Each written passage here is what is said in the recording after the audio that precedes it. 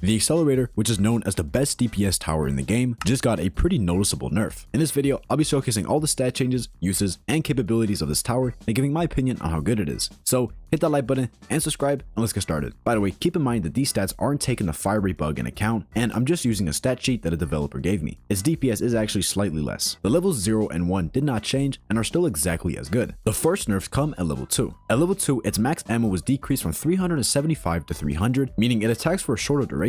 This reduces DPS from 36.76 to 33.3. At level 3, its total cost was increased from 9,700 to 10,400 cash, its damage decreased from 25 to 20, and its max ammo was reduced from 625 to 600. This all decreased its DPS from 61.27 to 54.5. At level 4, its total cost was increased from 19,700 to 20,900, its damage was decreased from 45 to 30, its cooldown was reduced from 0.2 to 0.15, and its max ammo was decreased from 1,350 to 1,200. This all decreases DPS from 120.11 to 109.1. Finally, at max level, its total cost was increased from 53,700 to 54,900 cash. Its damage was decreased from 50 to 45, and its max ammo increased from 3,000 to 3,600. This actually doesn't change his max DPS, and it stayed at 300. Anyways, to summarize, levels 0 and 1 stayed exactly the same, levels 2, 3, and 4 got nerfed, and max level is only slightly more expensive. This is kind of a big deal, as level 3 used to have the best value by itself, and level 4 was the best value if you were using a DJ. Overall, its DPS cost ratio decreased from 632 down to 5.24. That's roughly a 17% nerf and can make a pretty big difference. Level 4 got hit decently hard as well, with its value decreasing from 6.1 down to 5.22, which is a 14.4%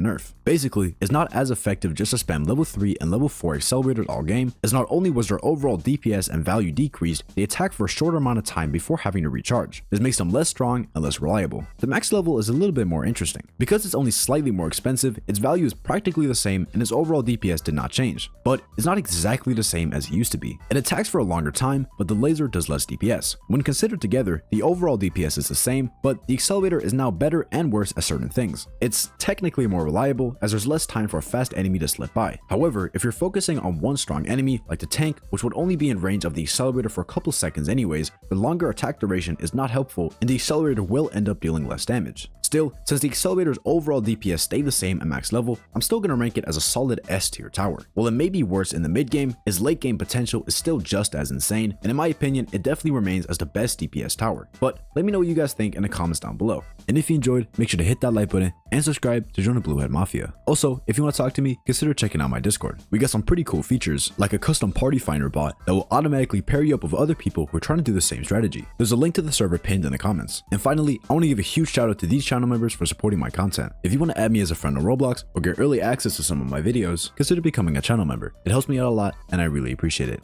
Anyways, that's it for this video, and I'll see you guys in the next one.